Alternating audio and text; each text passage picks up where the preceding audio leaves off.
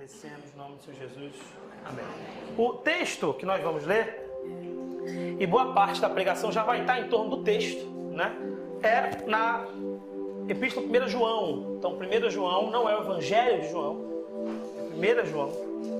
E a gente vai ler, como usualmente a gente tem feito em muitas ocasiões, o capítulo inteiro e parte do segundo. Né? Em algumas ocasiões eu não leio tudo.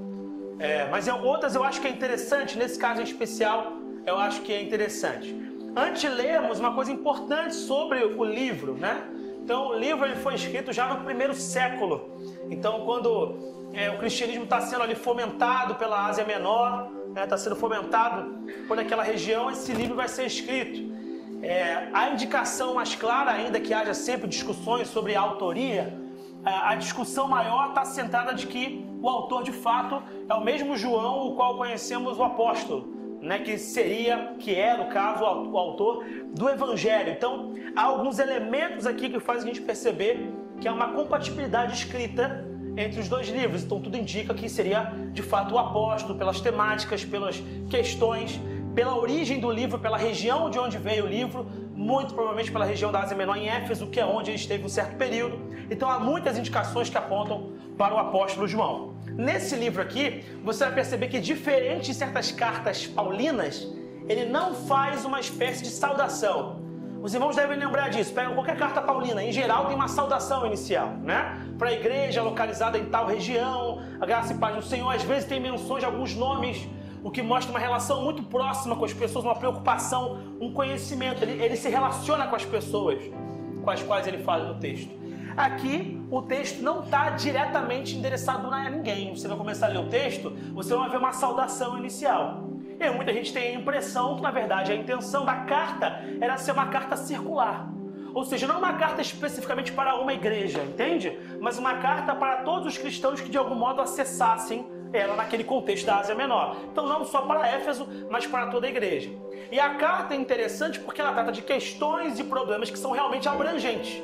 Paulo fala muito de questões que são específicas para certas igrejas, não é isso? A gente conhece como é que a igreja vivia a doutrina da igreja pelo tipo de fala que Paulo tem, né? Se Paulo fala assim, vocês são muito garotos, vocês precisam amadurecer, ele está falando especificamente para aquela igreja, muito embora a gente saiba que aquilo pode servir para nós no nosso tempo hoje em dia, como nós fazemos uso, mas ele está falando especificamente para uma igreja. Aqui nesse caso não, tem uma noção de abrangência maior, porque ele fala de temas doutrinários muito amplos, muito importantes e que são fundamentais e pilares para a nossa fé. Então no capítulo 1 vai ter um pouco desse caminho e no capítulo 2 também. A gente começa no capítulo 1 assim: o que era desde o princípio, o que ouvimos, o que vimos com os nossos olhos, o que temos contemplado e as nossas mãos tocaram da palavra da vida. Aqui a primeira parte importante a perceber, que já na escrita dele ele demonstra o quê? Uma experiência. A primeira coisa que ele mostra é uma experiência. Ele teve um contato com Cristo, ele teve um contato com a palavra da vida.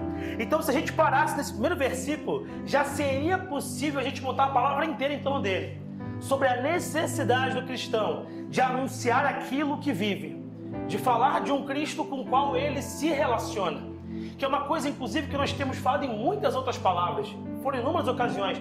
Teve uma especificamente que eu preguei só sobre isso, falando sobre a importância de lidar com Jesus não como um botão que a gente aciona em momentos de crise, mas uma pessoa com quem eu me relaciono, com quem eu tenho uma experiência e com quem eu faço uma caminhada, entendendo que chegar até Cristo não é o final, mas é o início de um processo de caminhada com Cristo. Então tudo isso poderia estar claro já nesse primeiro versículo, sobre a necessidade de falar daquilo que a gente vive como experiência direta com Ele.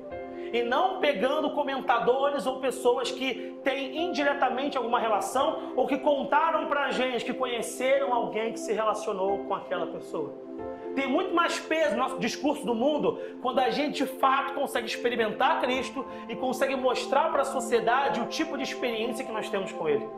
Será muito mais fácil você pregar o Evangelho quando a sua vida for um testemunho vivo de experiências com Cristo. Quando as pessoas conseguirem olhar para você e perceberem que há algo diferente na forma como você se relaciona com a igreja, com a sociedade e com o próprio Jesus. Aí sim a tua voz terá um peso, porque ele começa a carta usando aqui falando, olha, daquilo que eu tenho contemplado, daquilo que a minha mão tocou, daquilo que nós vimos e ouvimos do nosso Salvador. Ele começa assim. E que a sua vida comece assim também. Que você possa chegar para as pessoas falando assim: olha, eu te conto daquilo que eu tenho visto, daquilo que eu tenho ouvido, daquilo que eu tenho contemplado de Cristo na minha vida. E aí vai o versículo 2: porque a vida foi manifestada e nós a vimos e testificamos dela e vos anunciamos a vida eterna que estava com o Pai e nos foi manifestada. Que ele fala do Cristo: o que vimos e ouvimos, isso vos anunciamos. Ele reitera o tema do primeiro versículo: para que também tenhais comunhão conosco, e a nossa comunhão é com o Pai e com o seu Filho Jesus Cristo. Estas coisas vos escrevemos para que o vosso gozo se cumpra. E esta é a mensagem que dele ouvimos e vos anunciamos: que Deus é luz e não há nele trevas nenhuma. Se dissermos que temos comunhão com ele e andamos em trevas, mentimos e não praticamos a verdade. É um dos temas recorrentes também na palavra do Senhor, a ideia de quê? De incompatibilidade. Às vezes a gente tem uma fala que anuncia Cristo, ou uma pretensa fala que o anuncia, mas não uma vida que é correlata a esta fala.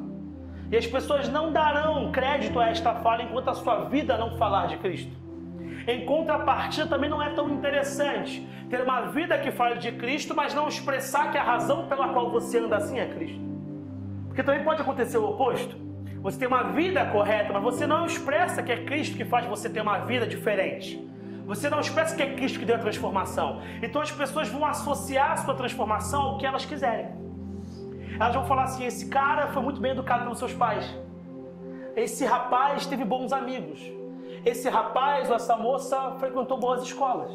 Elas vão associar todo tipo de benefício, crescimento, maturidade, ética da sua vida às outras instituições formativas nas quais você passou ou passa.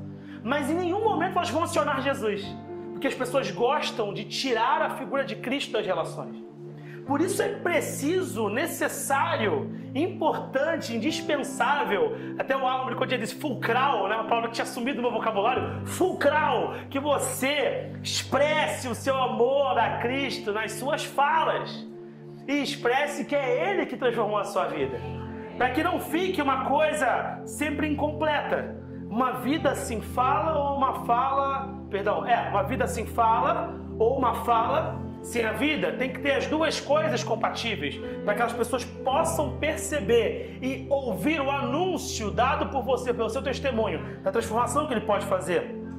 E aí continua: mas se andarmos na luz, como ele na luz está, temos comunhão uns com os outros, e o sangue de Jesus Cristo, seu Filho, nos purifica de todo o pecado. Se dissermos que não temos pecado, enganamo-nos a nós mesmos, e não há verdade em nós. Aqui ele bate num tema muito importante para a igreja cristã no século I, e é por isso que é importante você entender o contexto da escrita. Havia certos discursos, porque o cristianismo está sendo forjado e moldado, uma doutrina santa está sendo feita, e naquele contexto muitas pessoas estão falando que na verdade o homem não é mau, o homem não é pecador, não é bem assim. E aí ele está colocando: olha, se vocês falam que não tem pecado, vocês estão se enganando. Aliás, ele fala mais, ele fala: se nós falamos que não temos pecado, nós estamos nos enganando. Logo, o evangelho verdadeiro é o evangelho que aponta especificamente para o quê? Para a queda, para a redenção e para a possibilidade de arrependimento do homem. Se em algum momento as nossas palavras aqui na igreja, ou as palavras dos irmãos dentro e fora da igreja, não estiverem alinhadas com esse discurso, é preciso a gente revisitar o evangelho. É preciso a gente voltar e entender o que aconteceu com as nossas palavras.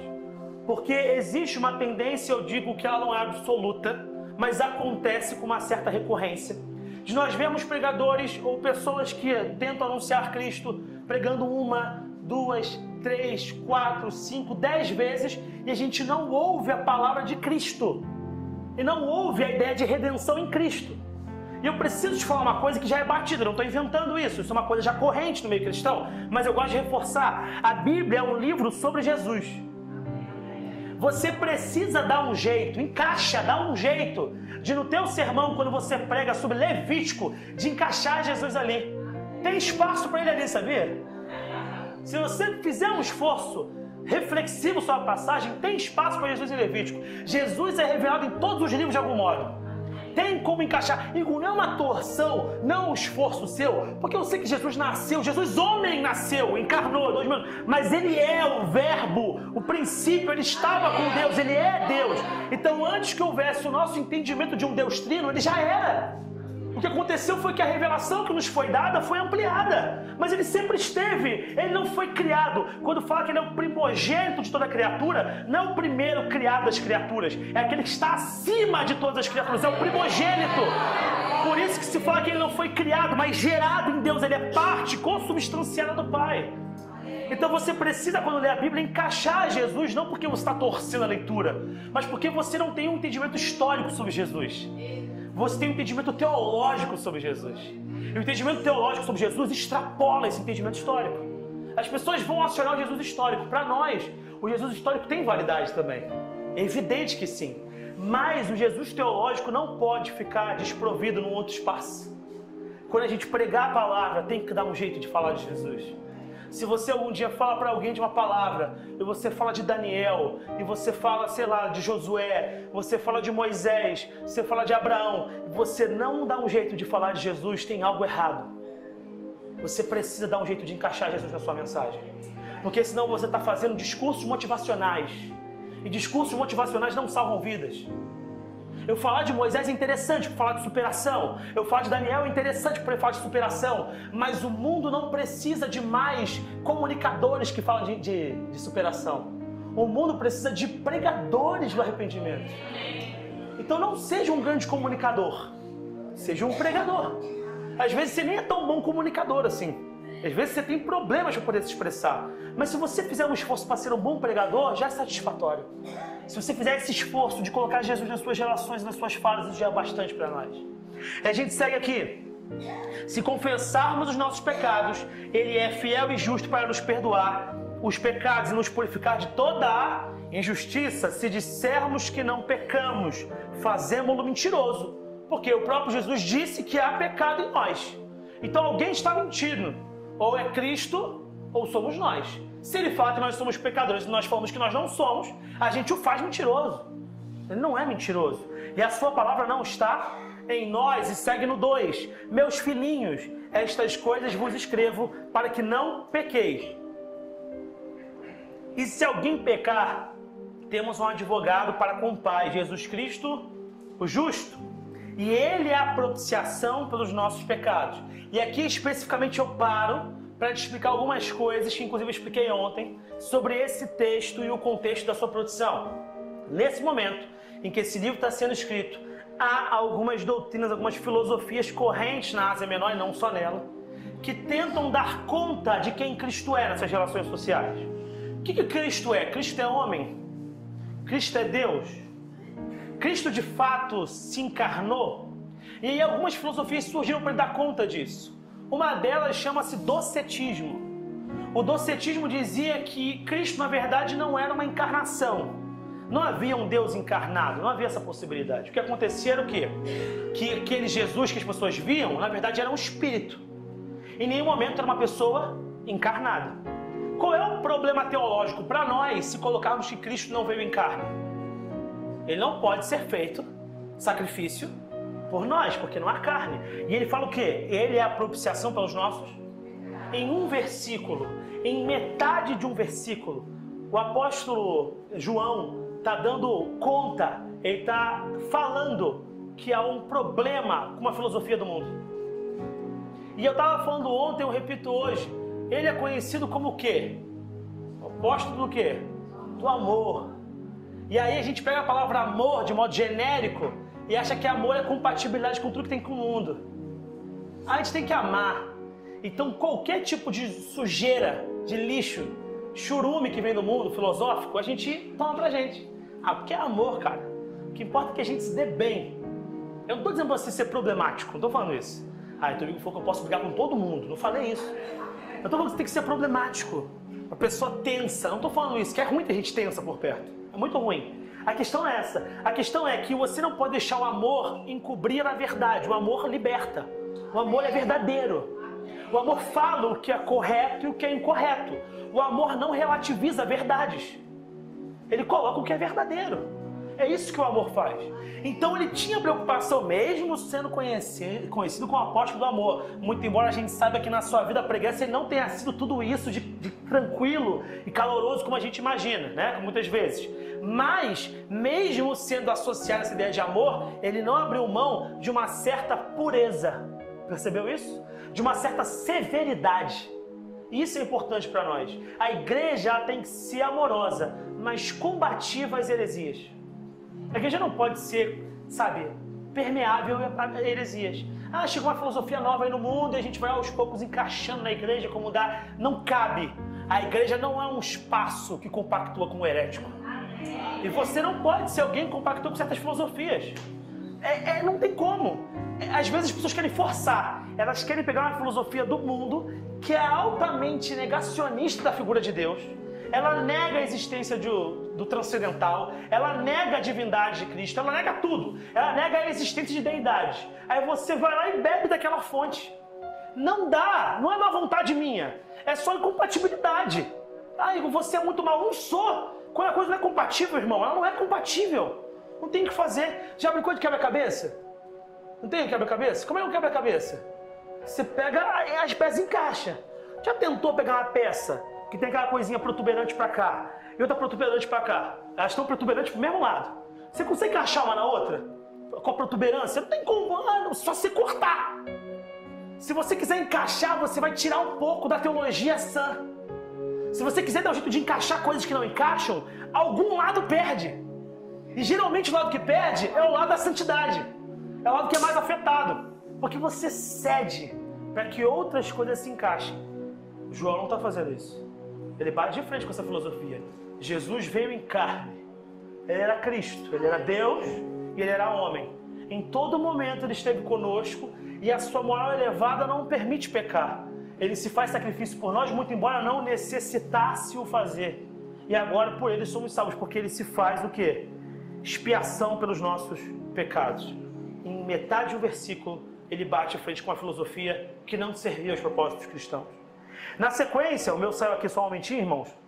Na sequência, ele vai bater de frente com outra filosofia. E aí segue assim, e não somente pelos nossos, mas também pelos de todo o mundo. Outra filosofia naquele contexto é o gnosticismo, que tem uma presença, tem uma permeabilidade no nosso meio. O gnosticismo tem, assim como o docetismo, tem múltiplas possibilidades, tem várias vertentes. Mas o gnosticismo dizia que a gnosis, o conhecimento, era a forma de se elevar e chegar a Deus. É o conhecimento, ok? Então alguns poucos aí, entendedores, conhecedores que buscam a verdade revelada, podem chegar até Deus. Qual é o problema do gnosticismo para o cristão? Todos os conhecimentos possíveis, problemas possíveis. Porque fala que o espírito é bom, a carne é ruim, mas coloca também, em contrapartida a isso, além disso, melhor dizendo, que é preciso você buscar, através do conhecimento, uma verdade e ser salvo. Ou chegar a um patamar superior, uma coisa nesse sentido. Qual é o problema disso? Isso coloca o mérito no homem, né? O homem com seu conhecimento elevado, ele vai e busca e ele alcança uma verdade. Esse mérito é o homem que constrói. Mas não é essa a palavra de Cristo para nós. Qual é a palavra? Ele, por livre e espontânea vontade, fez sacrifício por nós, para que todos aqueles que nele creem sejam salvos, não pereçam, mas tenham a vida eterna. Então não é pelo mérito humano e não é para alguns poucos, é para todos. Em um versículo, João bate em duas filosofias, ele rasga no meio duas filosofias correntes do tempo dele. Isso explica a preocupação que ele tinha. Isso explica o tipo de preocupação que você tem que ter. Eu quero te deixar uma sugestão nessa manhã. Seja uma pessoa madura para as Escrituras. Seja uma pessoa que busca algum tipo de conhecimento. Não deixe a cultura comum ser uma coisa que você não conhece. Procura saber. Porque você procurando saber e tendo firmeza, tendo estrutura, você consegue ser combativo àquilo que chega na igreja. Você precisa ser assim. Não é uma opção, amados, é uma necessidade nos nossos tempos. Era uma necessidade nos tempos de João. É uma necessidade ainda em nossos tempos.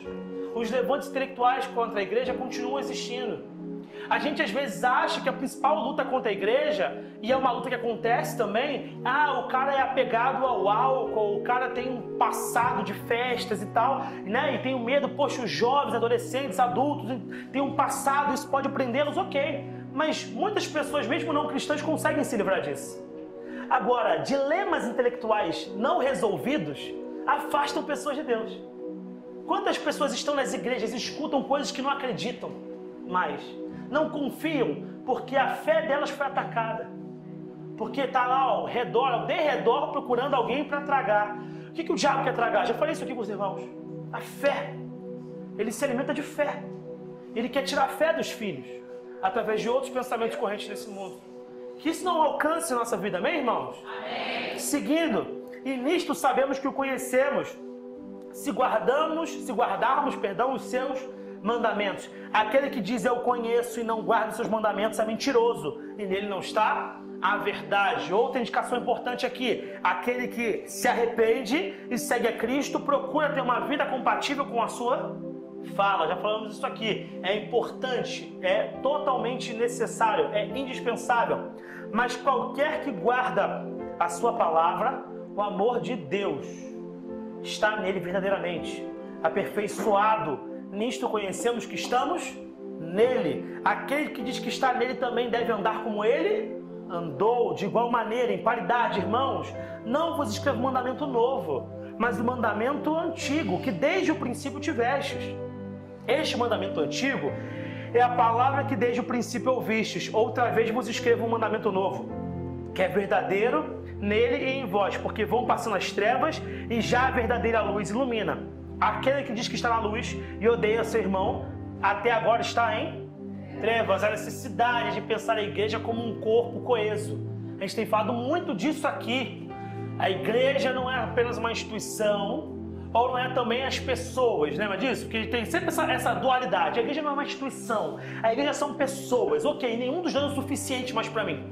Igreja para mim é um conjunto relacional de pessoas. Igreja é o conjunto das relações que nós construímos. Se essas relações não forem maduras, não forem sadias, não forem agradáveis, não temos uma igreja. Se elas forem maduras, sadias e agradáveis, teremos uma igreja. E o meu sonho, já falei aqui, é ter uma igreja.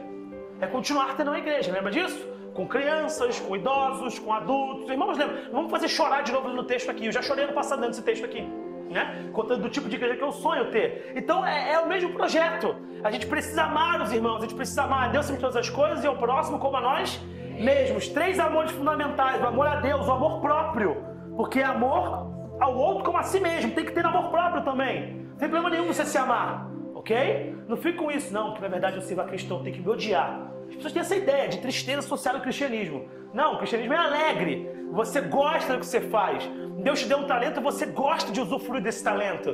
Deus te deu a capacidade de tocar e você tem que gostar de tocar. Não é pecado nenhum, tem gente que acha que é isso, né? Vou tocar, calma aí, tô servindo a Deus, sofrido. Tem que ser bom tocar. Eu tenho que me sentir bem pregando. Você tem que se sentir bem ouvindo. Você tem que se sentir bem abrindo a porta. Você que abre a porta, você tem que se sentir bem servindo a água. Você tem que se sentir bem gravando. Você tem que se sentir bem no computador. Sei lá, sentindo bem apagando, desligando as luzes, botando o som. Você tem que se sentir bem. Deus quer que você se sinta bem nas relações na igreja. E a gente precisa ter isso na cabeça. E as relações com os irmãos também tem que ser boas. A gente tem que dar suporte a uns aos outros em amor. Tem que ser agradável estar junto. Não tem que pensar assim, lá vai eu estar aquele irmão lá. Não, lá vou eu falar com aquele meu irmão que, a gente não se vê uma semana, cara. Ou então a gente se viu, sei lá, a última vez na academia, né? Alguns irmãos, na academia, a última vez, a gente vai se ver, que legal! Mesmo que seja 5 minutos. Porque às vezes fala assim, não, vou adorar a Deus. Irmãos, não. O pastor Piper, nos Estados Unidos, ele fala que a relação de Cristo conosco não veio substituir relações humanas, amigáveis, formadas em Cristo. Ele veio para poder amalgamar essas relações mais. Ele fala, e essa frase é dele, não é minha, ele fala que Jesus é o tesouro comum do qual a gente compartilha. Ele é o tesouro comum, ele nos une mais. E ele usa a referência em Paulo, quando Paulo fala que Demas o largou, e ele fala o seguinte, Timóteo, vem ter comigo logo. Ele queria um amigo. A igreja precisa ser assim. Se você tem isso na sua cabeça, forjado, formado, não quer dizer que obviamente você vai ter a relação igual com todo mundo, né?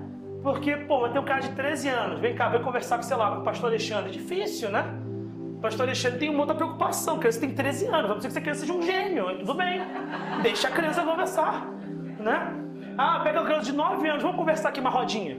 Pastor Pedro, irmão Elcio, Pastor Alexandre é criança. Essa criança é incrível, né? Ela tem um potencial, nossa, impressionante. Vamos colocar essa criança num seminário teológico amanhã, né? Deus deu a graça dele abundante sobre essa criança, pode acontecer. Mas, em geral, a gente vai ter relações com pessoas mais próximas, né? Com preocupações iguais às nossas. E vai ser, na medida do possível, amigável, né? Amistoso com todo mundo. Mas isso é bom. Não é ruim que você, às vezes, pode acontecer muitas vezes, que você estava com dificuldade de vir à igreja e foi um amigo que te trouxe. Isso não é problema, irmãos. Para isso que servem os amigos mesmo. Não é para você, me sentir mal porque hoje eu fui porque um amigo... Tudo bem, você não pode viver em torno disso, mas às vezes aquele bom amigo é quem te ajuda mesmo. Um amigo que traz. Um amigo aquele que fala assim, ei, cara, vamos lá. Pô, tô afim não, o quê? Tá afim o quê, cara? Vamos lá, cara. Tô afim, qual é, cara? Tá afim o quê? Pô, só me bota em furado. Não, cara, é bom, cara, vamos lá, cara, vai ser legal. E o cara vai. Que bom. Porque é pra isso que Cristo nos chamou. Aí vai seguindo aqui, a gente estava em qual? 7, 8, 9. Bolão. 10. 7 já li. 8 eu já li. 9 é 10. Aquele que ama seu irmão está na luz. E nele não há escândalo. A gente tem que se livrar da ideia de escândalo. A gente não pode trazer escândalo para a igreja. Mas aquele que odeia seu irmão está em trevas e anda em trevas e não sabe para onde deva ir. Porque as trevas lhe cegaram os olhos. Filhinhos, escrevo-vos, porque pelo seu nome vos são perdoados os pecados.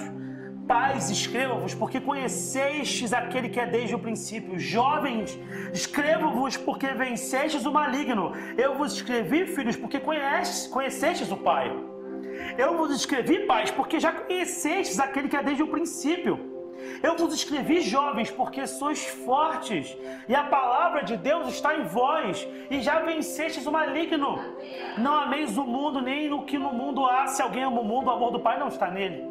Porque tudo que há no mundo é a concupiscência da carne, a concupiscência dos olhos, e a soberba da vida não é do Pai, mas do mundo. E o mundo passa, e a sua concupiscência, mas aquele que faz a vontade de Deus permanece para sempre. A maior parte da palavra foi pregada já na leitura desses textos todos. Mas tem uma coisa em especial que eu queria destacar. Até eu coloquei aqui que a temática central da palavra são fundamentos de articulação e desarticulação de uma vida cristã. A gente já acionou vários desses elementos, né? Que te articulam a vida cristã e te desarticulam de uma vida cristã. Mas eu queria dar ênfase nesse versículo que fala jovens... Cadê? Jovens... o 14. Eu vos escrevi, jovens, porque sois fortes. E a palavra de Deus está em vós. E eu falava ontem no culto da Nova Iguaçu que todo jovem aqui, na verdade todo mundo que teve juventude na igreja, já foi em algum congresso ou culto cujo tema era esse. Todo mundo, sem exceção. É impressionante. Parece que é regra, né? Em algum momento a igreja tem que fazer esse congresso. Ou um culto com o tema jovens, sois fortes. Tem que ter. E aí o discurso não é uma crítica, é uma constatação apenas, ok, irmãos? Geralmente parte de uma análise também, não só, da ideia de um jovem como alguém, o quê? Jovem, né? Então alguém com vitalidade, não é isso? Com força, com disposição, com coragem, sonhos, esperanças, expectativas, desejos. Que maravilha! Então o jovem é aquele poder transformador. E você muitas vezes, sem perceber, atribui o poder de transformação à juventude. E eu dizia ontem que a própria noção de juventude é muito abstrata. O que seria ser jovem no tempo de João? Será que é igual ser jovem hoje? Você vê alguém com 24 anos, você fala que é jovem, não fala? Você vê alguém com 30 anos, você fala que está na sala dos jovens lá com a gente. Não é problema, não é vergonha nenhuma. É jovem. Mas eu tenho uma certa dificuldade de achar que João falava que jovens tinham 30 anos naquele tempo. 40 anos. 35 anos. Possivelmente o jovem é aquele não casado. E com que idade se casava? Bem cedo. Então é improvável que de fato alguém jovem fosse exatamente o mesmo corte de idade que a gente tem. Até porque a noção de adolescência é uma noção muito recente, com uma fase específica, com necessidades especiais, com uma atenção em parar o tipo de alimentação, o tipo de exercício. Essa mentalidade é muito recente. Ele está falando talvez aqui, eu prefiro ler assim, porque é uma escolha de leitura, amém, irmãos? Eu prefiro ler assim, da forma que jovem é uma coisa mais abstrata, mais elástica, porque cabe à igreja toda. Jovens, vocês que têm a mente com vida, com vitalidade, com vontade, com desejo de fazer a diferença. Vocês, igreja que tem esperança num futuro melhor em Cristo. Vocês, igreja, independentemente, da idade, que querem ser agentes transformadores. Vocês são fortes. A igreja é forte. Vocês, jovens em Cristo, que gostam de seguir o Pai, vocês são fortes. Mesmo que ele fale de pais aqui também, eu vou tentar ampliar a noção para que todo mundo se sinta alcançado pela palavra. Vocês são fortes. E por que vocês são fortes? Não porque vocês têm pouca idade, mas porque o que? Olha a sequência ali. Porque... Cadê? E a palavra de Deus está em vós. Eu entendo a sequência como a causa. Nós somos fortes quando temos a palavra de Deus em nós. Amém. Quando temos a palavra de Deus em nós, nós conseguimos manter uma vitalidade, uma juventude, um desejo de correr junto com Cristo. Se nós perdermos isso, a palavra do Senhor, que é o seu maior tesouro, que é o tesouro comum que nós temos, que é o próprio Cristo revelado a nós, através de todas as Escrituras, nós perdemos tudo. E que isso venha a ser uma coisa importante para a gente.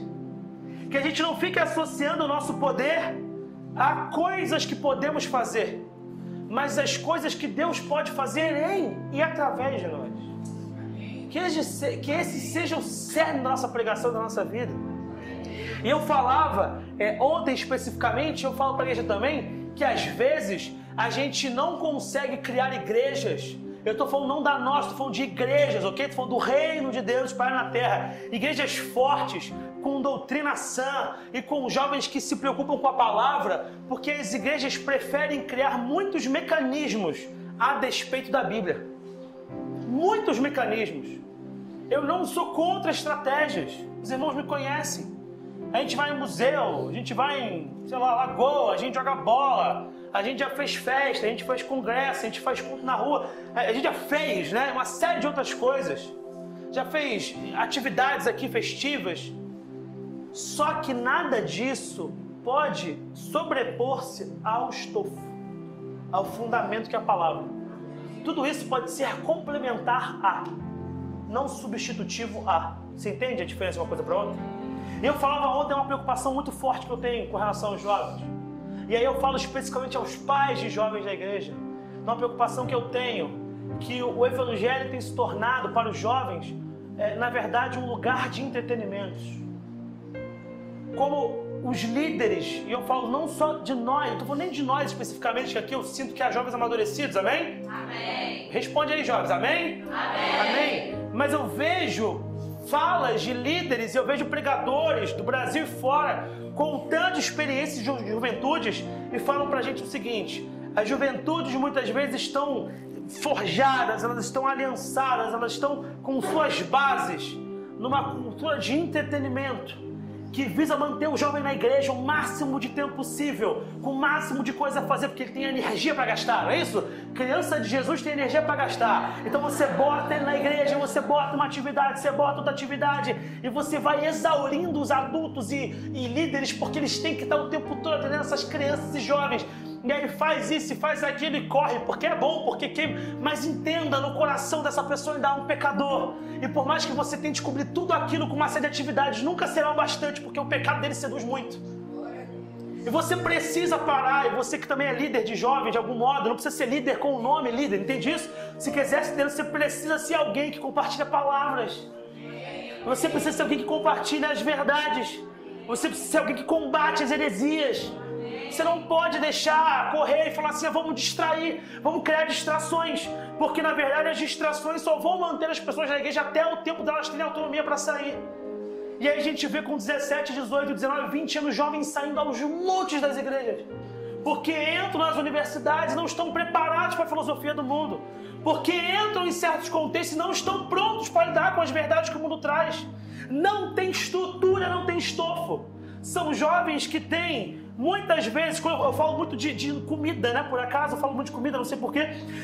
É como se fosse um bolo totalmente não nutritivo, sabe? Aquele bolo que não tem nada de bom ali, mas tem uma cobertura de chocolate linda.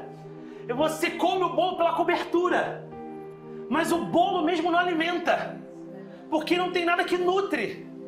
Eu fiz uma outra comparação ontem, como se fosse um verniz. Já viram verniz? Por que serve verniz? Para ele passar no móvel, não é isso?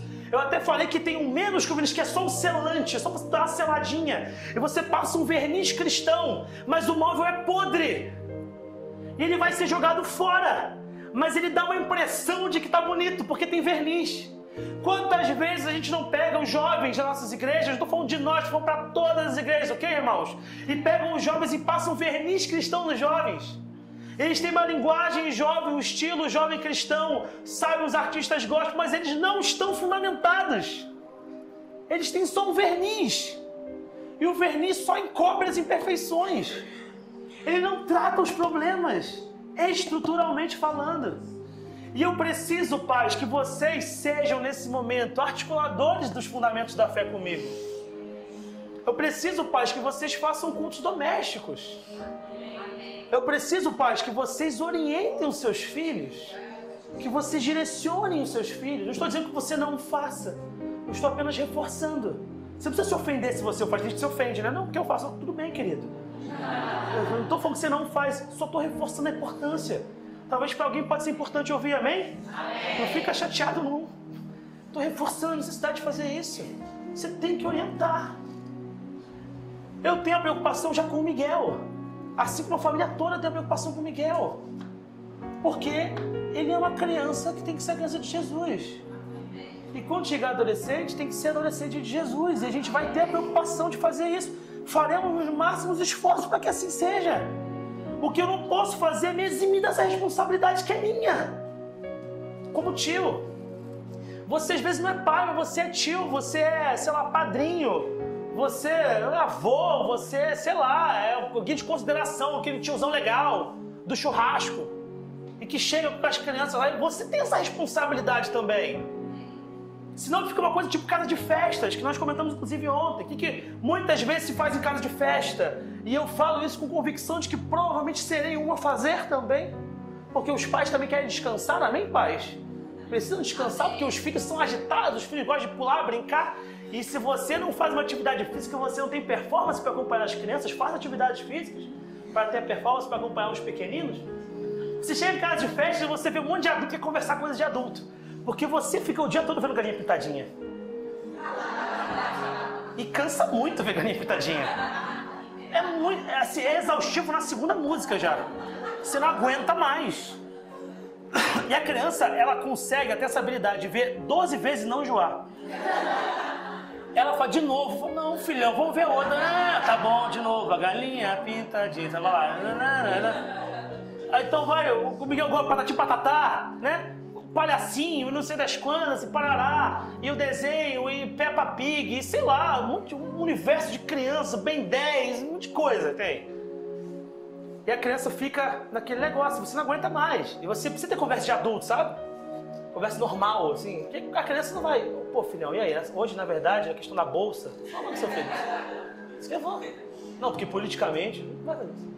Então aí você pega a criança na casa de festa, o que você faz? Vamos lá, filhão, brincar. Ó, você matreiro, esperto, já quer que a criança fique no brinquedo. Traz a criança e tá ali precisando de bolinhas, né? E a criança olha e você adorou que ela gostou. Aí vai lá o tio lá que tá animando, né? Que o tio que tá animando, ele tem que estar tipo Mickey na Disney, assim, o tempo todo pulando. Ele tem que estar animado. E aí essa criança vai, você empurra, vai lá, filhão, papai tá aqui. Papai tá aqui, ó, papai tá só aqui. E aí já pega um salgadinho aqui, né? Ó. Já conversa, tá com o olho da criança aqui, porque tu não tirou o olho da criança. Porque a tua vida tá ali, né? Então tá com o olho da criança, vai ter que comendo. Daqui a criança tá chorando porque a criança também enjoa rápido de algumas coisas. Quando você não quer que ela enjoe, ela enjoa. Eu não quero que ela enjoe, ela vai enjoar. Aí você volta, o que foi, filhão? Aí aponta pro outro, porque ela vê 20 brinquedos que quer brincar ao mesmo tempo. Se ela pudesse dividir em 20, faria todos. Mas você leva pro outro brinquedo. Aí fica lá. E aí entretém, brinca. Pai tá aqui. Daqui a pouco ele vai lá e pega. Isso fazer uma casa de festa é completamente normal. Como eu falei com os irmãos, provavelmente farei isso também. Se de fato Deus me der a chance de ter 4 filhos como eu desejo, a Isabela já fica, que isso, eu vou parar com esse negócio. Mas enfim, Deus vai me dar filhos, eu vou, né, claro, às vezes você quer se distrair, isso é normal. O problema é quando você aplica isto, essa ideia, de modo paralelo à igreja. Sendo o cara que entretém o líder. E você traz o teu filho. E você dá na mão do líder para poder entreter o teu filho. Daqui a pouco você pega o filho, daqui a pouco você joga para outra pessoa para entreter. Aí você pega o teu filho e você nunca dá palavra pro teu filho. Teu filho não ouviu uma palavra sair da tua boca. Você nunca pregou pro teu filho. Você nunca deixou uma palavra no almoço de domingo. Nunca. Mas o líder tem que ser o cara que se desdobra em 12 mil pessoas para ele dar conta de todo mundo. Você precisa fazer parte dessa relação.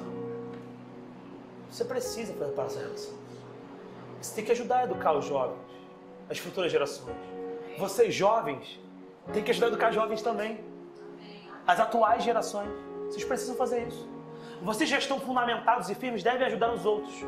Para que as igrejas e as nossas coisas aqui não sejam voltadas para o mero entretenimento, mas para uma adoração verdadeira. Igor, a gente pode se entreter, irmão? Sim ou não? Sim. Sim. A gente pode vir para a igreja às vezes só para a gente brincar? Pode, não tem problema nenhum. É bom que a gente esteja junto. Mas a nossa vida, o nosso evangelho, não pode estar estruturado nisso. Percebe a diferença? Não pode estar estruturado nisso. Se você sente que na sua mente você vem para a igreja apenas para passar um tempo, você corre muito perigo. Porque o mundo continuará te seduzindo. E você talvez não consiga sustentar. A primeira coisa é tirar a adoração a Cristo. A segunda coisa, quando você tira isso do entendimento, você tira as pessoas dos seus ministérios. Elas passam a estar na igreja, mas não exercem basicamente quase nada. E por último, as pessoas são tiradas da igreja. Lembra que a gente falou? Como é que você faz? A gente comentou aqui do leão, como é que ele faz com a caça, lembra disso?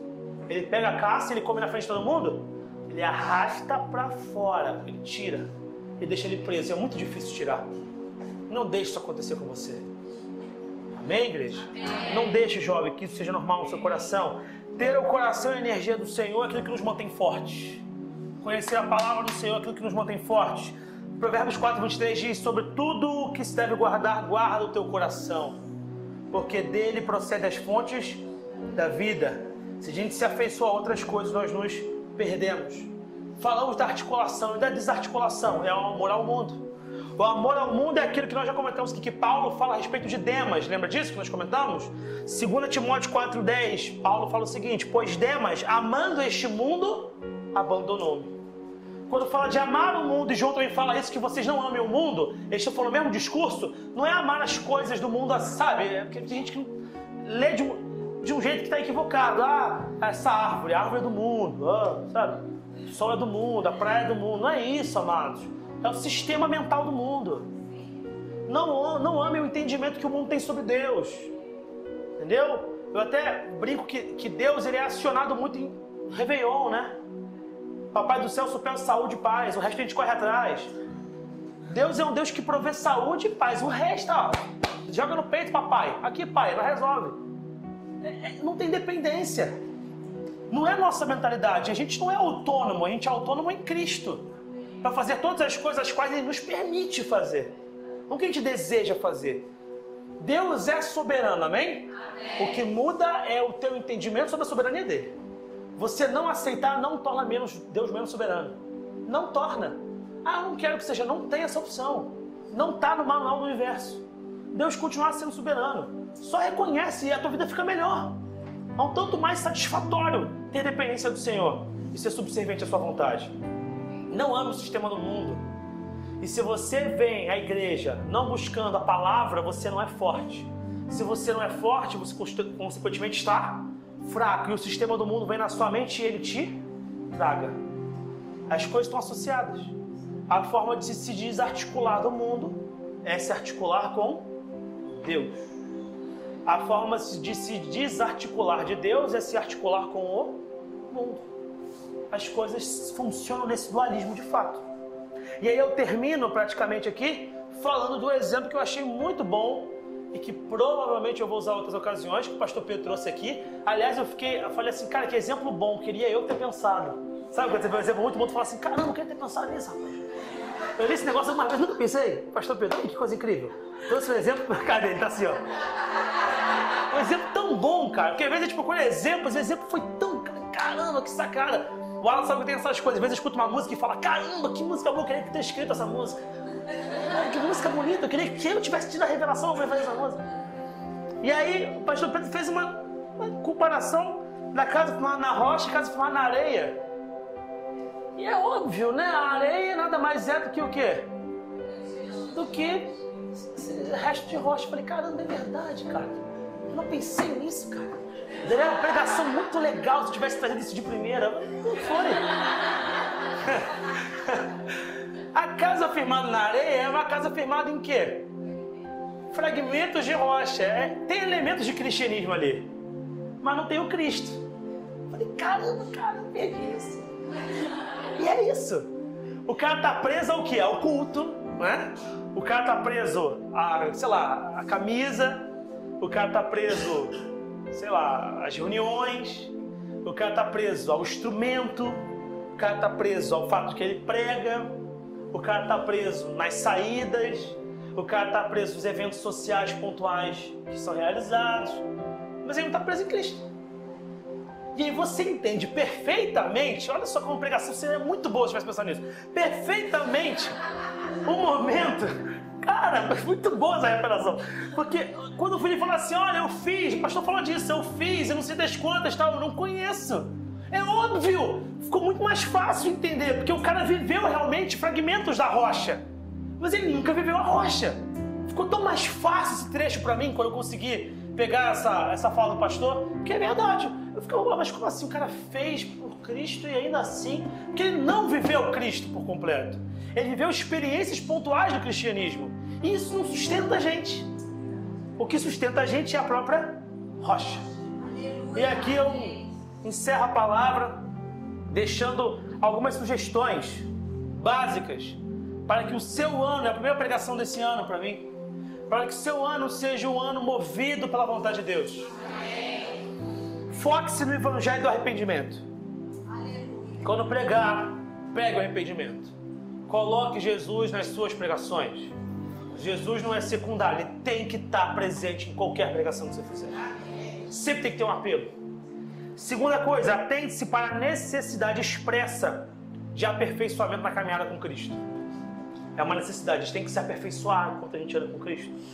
Terceira coisa, terceira coisa, relacione-se com a sua comunidade de fé de modo a fazer parte de uma vida madura e saudável espiritualmente. Estude, pergunte, converse sobre, ouça palavras, se alimente de louvores, esteja num contexto de adoração e de aprendizado sobre a revelação de Deus. Não apenas de coisas que os outros falam, mas que você realmente busca o Senhor. Quarta coisa, esteja atento à cultura em circulação. Perceba as filosofias que estão norteando o mundo. Anteveja os desdobramentos que ela pode trazer para o reino. E articule respostas para essas questões. Essa responsabilidade é nossa, de responder ao mundo nas questões que eles colocam para a igreja. Fala assim, fala aí, pastor, perguntou um negócio aí, ó. Aí, pastor, aí, ele tá perguntando, pastor. Sou que é o pastor, né? Eu não fui já para ser pastor, pastor. Não, você é discípulo. O discípulo é aquele que conhece o seu Senhor. Você precisa responder essas questões. Participe ativamente do compartilhamento da palavra, do louvor, das orações, das consagrações, dos ajuntamentos locais que a igreja promove, no intuito de fortalecer a mensagem da salvação. Não esteja articulado de modo pouco orgânico e pontual, como eventos sociais. Procure sempre fazer parte daquilo que é projeto igreja. Seja parte do reino de Cristo. Seja alguém que compactua com os valores e que está visceralmente ligado à doutrina do reino. Amém? Vamos ficar de pé para adorarmos.